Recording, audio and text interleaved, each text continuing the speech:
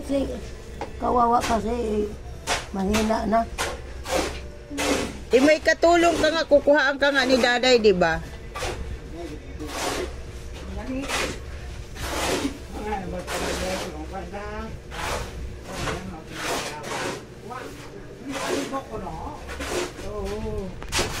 Si Daday.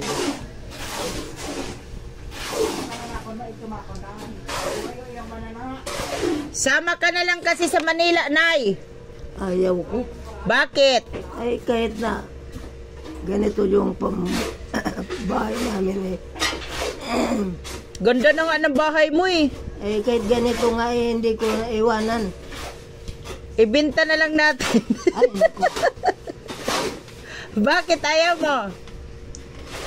Kasi dito, gusto ko dito ako mamatay. Bakit gusto mo nang mamatay? Hindi naman eh.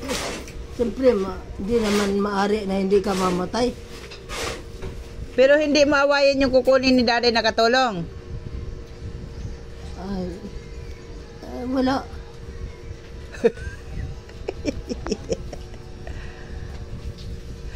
O, dito na lang si Daday, hindi na babalik sa Manila. Gustong gusto ko yan. Mabuti sana kung ganoon. Sino na maghanap buhay sa inyo? Yun nga, ang mahirap naman. Kaya kailangan ni Daday bumalik sa Manila.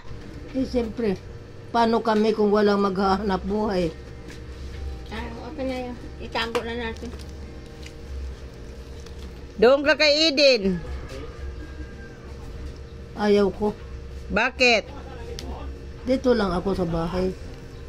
Dito lang kayo ni John? Mm-mm. Magbantay ka ng tindahan? Si John ang nagbabantay. Nakahiga lang ako doon sa